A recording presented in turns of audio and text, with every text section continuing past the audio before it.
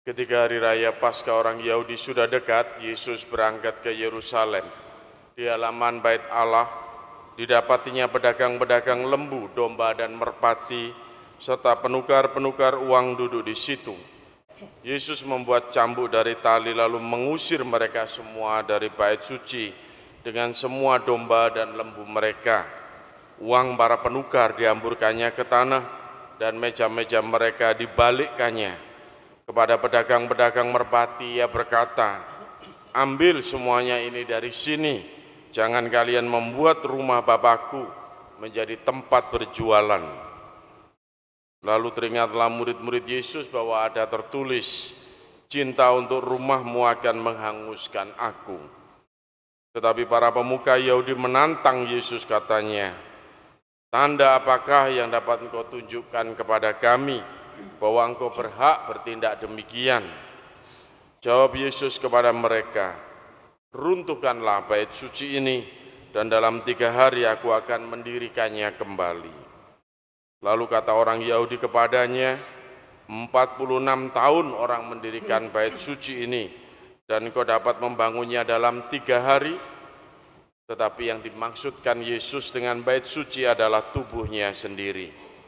Karena itu sesudah Yesus bangkit dari antara orang mati, barulah murid-muridnya teringat bahwa hal itu telah dikatakan Yesus. Maka mereka pun percaya akan kitab suci dan akan perkataan yang telah diucapkan Yesus. Sementara Yesus tinggal di Yerusalem selama hari raya Paskah, banyak orang percaya dalam namanya karena mereka telah melihat tanda-tanda mujizat yang diadakannya. Tetapi Yesus sendiri tidak mempercayakan dirinya kepada mereka, karena ia mengenal semua manusia dan karena tidak perlu seorang pun bersaksi kepadanya tentang manusia, sebab ia tahu apa yang ada di dalam hati manusia. Demikianlah Injil Tuhan. Terpujilah Kristus.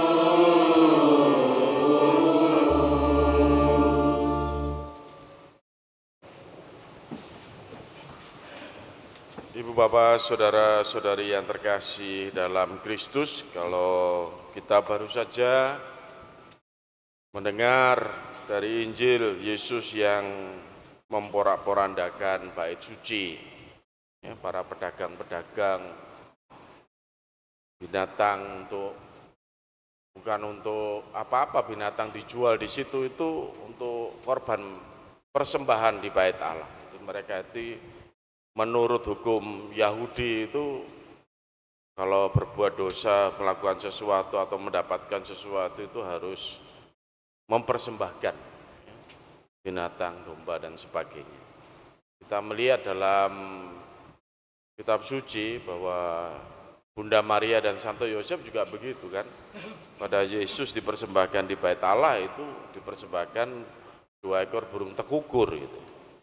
Ya, memang lalu kemudian disembelih dan menjadi korban bakaran. Itu menjadi agama Yahudi, tradisi yang mempersembahkan korban binatang ini mengikuti tradisi dari Abraham sebagai ucapan syukur, sebagai penghapus dosa dan sebagainya.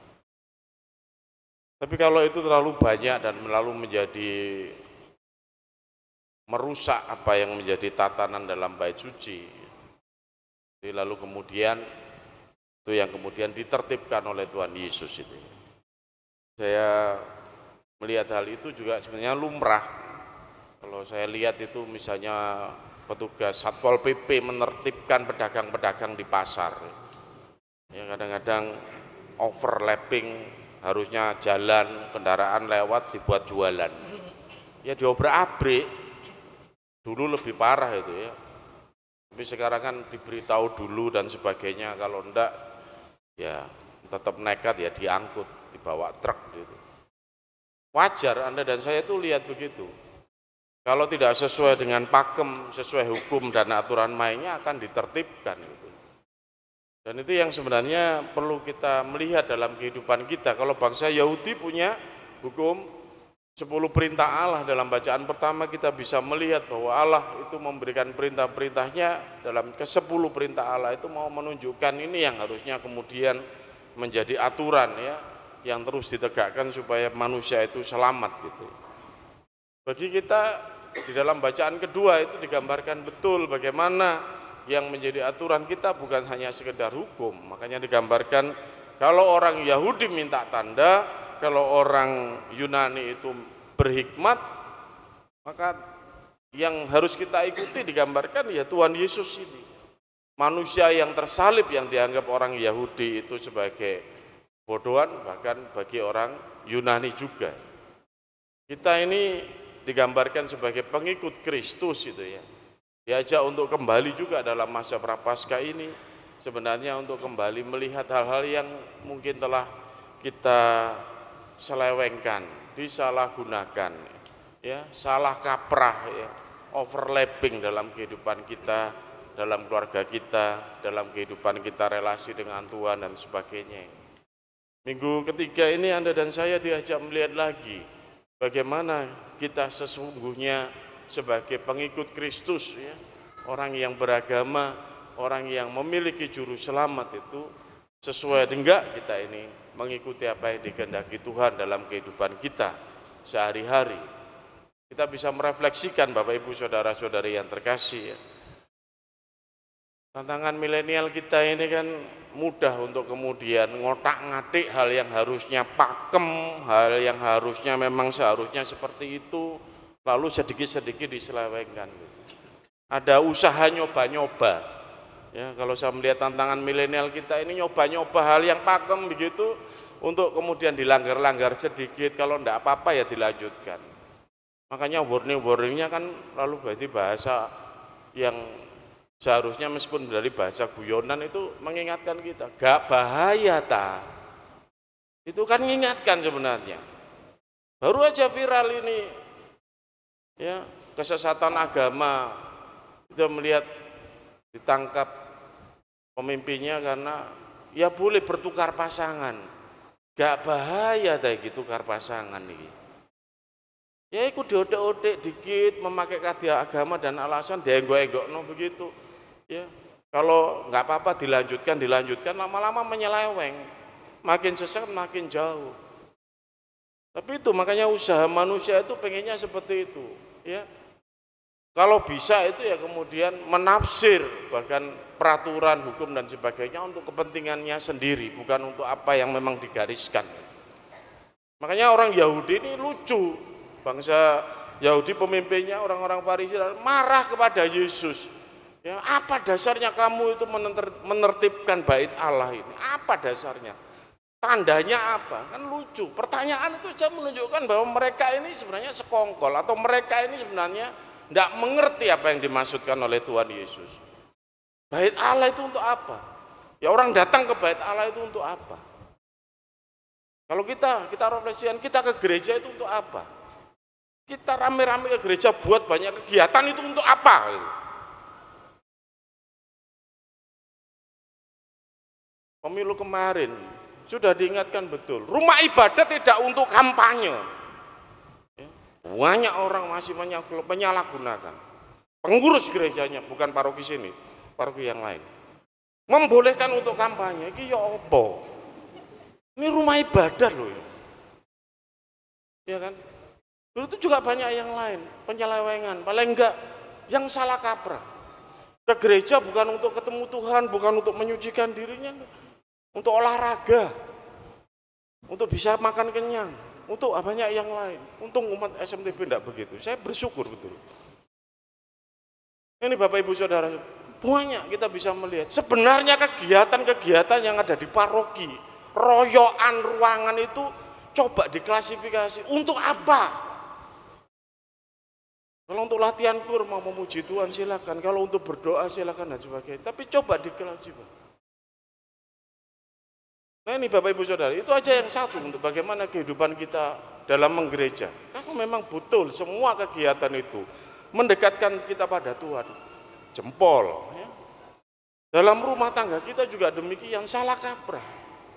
Sehingga di TikTok itu ada anak nulis, apa kegiatan mama ibu sebagai rumah tangga. Ya.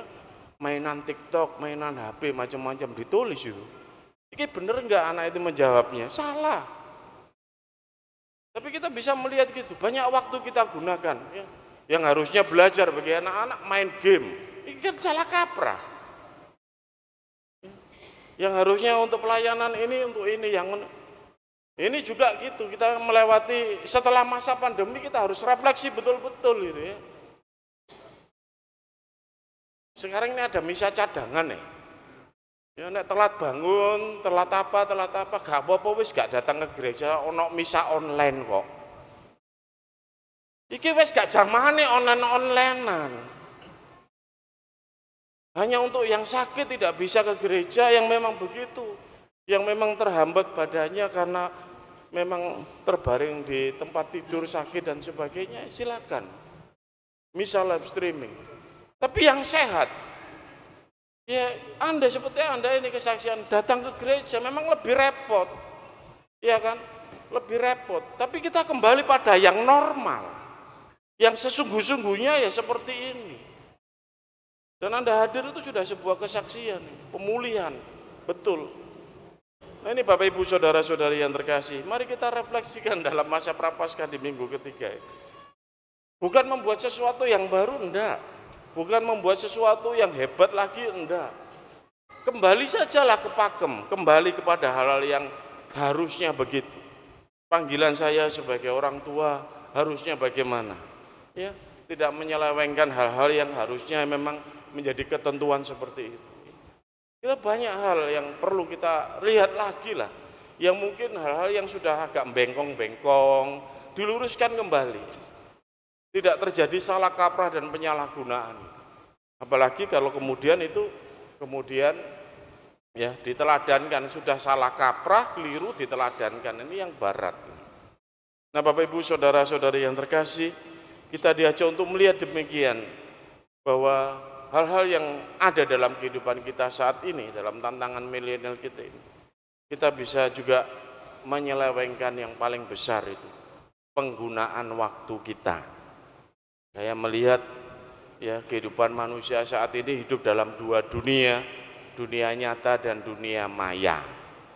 Waktu kita itu kita gunakan banyak, itu kadang-kadang hanya untuk mencari informasi. Ya, menelantarkan waktu yang seharusnya, yang harusnya untuk doa digunakan untuk searching, yang harusnya untuk ini digunakan untuk itu, yang harus kita seringkali sekarang itu menyalahgunakan waktu yang terbatas yang diberikan Tuhan kepada kita itu untuk hal-hal yang tidak tepat dan tidak bijak. Semoga Bapak Ibu Saudara-saudari yang terkasih, kita tegak lurus kembali kepada Tuhan kita, kepada apa yang dikehendaki oleh Tuhan dalam kehidupan kita dan keluarga kita. Kita refleksi dengan mawas diri kembali, siapa kita di hadapan Tuhan dan sesama kita, bagaimana relasiku dengan Tuhan dan sesamaku, juga bagaimana tanggung jawabku sebagai suami, sebagai istri, sebagai anak-anak, juga sebagai warga umat Katolik di paroki ini, di dalam kehidupan kita masing-masing di lingkungan dan di wilayah.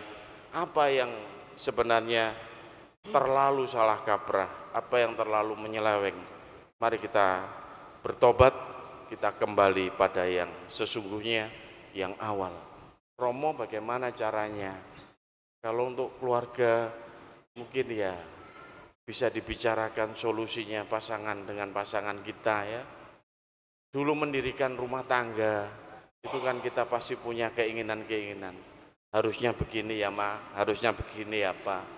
Kita besok buat rumah begini ya Pak, kita harusnya begini. Dikembalikan lagi apa yang menjadi kesepakatan bersama dalam keluarga. Dalam gereja kembali lagi hal yang memang ditentukan dan yang seharusnya dipercayakan juga kepada kita, hal-hal yang baik, hal-hal yang luar biasa. Tuhan percaya kepada Anda semua dalam masa Prapaskah ini pasti bisa mengubah hal-hal yang tidak benar itu menjadi kembali yang baik dan normal.